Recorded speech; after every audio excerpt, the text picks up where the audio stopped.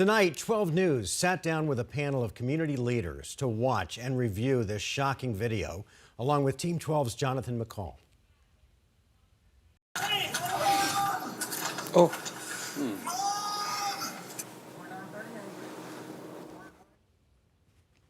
And Jonathan is joining us now after a very emotional day as local leaders mourn the loss of Tyre Nichols. Now, they're frustrated, too, that this kind of violence can still happen. So what do they say needs to change? The culture. Caribe Mark, it's very simple. The culture, the panel consisting of a mother, a well-known pastor, an ASU professor and law enforcement expert, along with a civil rights leader. All of them watching that video with us, disgusted by what they saw. Tyre, get this, just yards away from his own home, crying out for his mother. They say they're hopeful and optimistic that law enforcement at some point will finally get the message that they have to do better. As a mom,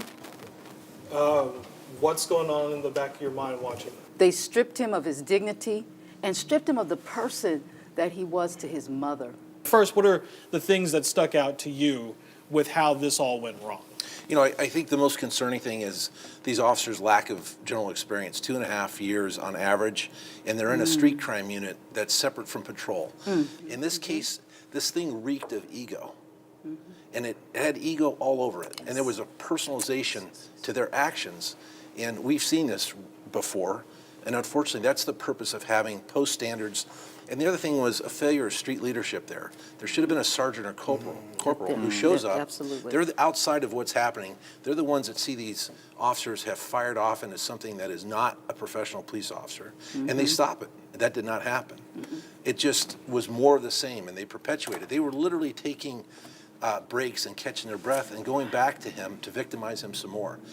This is the United States of America. People have died for the freedoms we have, and we expect our law enforcement to be protectors of our Constitution and our liberties. What should law enforcement agencies all across the country be taking away from what's happening in Memphis right now? To change the police culture. There you go. That gives them the idea that they can do whatever they want with anyone, whether they get caught or not. What we have here, I don't know if you noticed, well, I'm sure you noticed, a black man being arrested by black police officers, and yet he still ran from them. Why? Because there was a fear that he couldn't even trust police officers of his own color. You're bringing in the resources that are going to help the officers that are out there. I mean, watching this incident, the main thing is de-escalation. I mean, there was no need for the repeated kicking, the repeated grabbing, the repeated punching. That's the hardest thing, to talk to their moms, talk to the dads, and they know that their child is dead. Here we are, 30 years later, it's happened again. Right.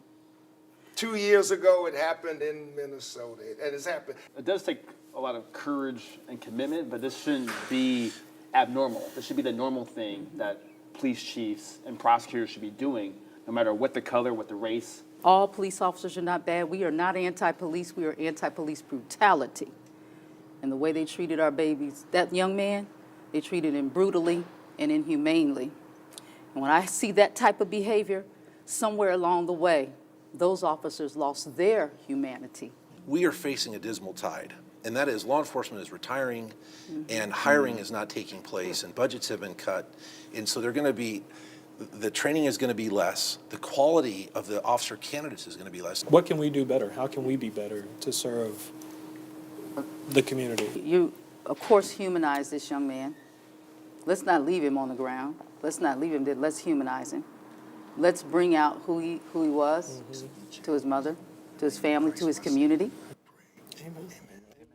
A big thanks tonight for that panel for taking part in this very important discussion tonight. After that video was released, we did hear from a number of law enforcement agencies here in the Valley offering their statements condemning the video and the actions of the officers. You can read their statements right now on our website at 12news.com. Now, Jonathan, I know the investigation is ongoing, but any indication as to why that level of force was used? That's still a big question. Even the police chief in Memphis tonight is saying there was still no reason, there's no cause that they can think of that justified that team, that special unit team going after Tyre and making that stop. And Pastor Stewart touched on something that to me is at the core of this issue, maybe the ultimate indictment on police culture, which is the fact that normally we see white officers involved with a black suspect and it creates these kind of situations. There's police brutality.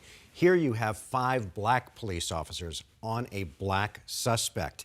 Did he believe that that's the ultimate indictment on police culture? He did. He said, you know what, we've seen instances of this in the past where it has been white officers, black suspects, or black people, but to have 5 black officers on this one person, he mentioned it, that it's a matter of culture. You have to change the culture within those departments and within law enforcement, because there was no way, as we were saying, there was no justified reason for that stop, and no justified reason for them with that much force to go after. Literally beating a man to death for 3 minutes, 5-on-1. It's sickening. It is. Country feeling sad and angry. It was tough to watch. It really was tough to watch. And, you know, as a parent of a 9-year-old boy, it's tough to try to explain something like that he saw just 2 years ago, having to explain that again. Yep.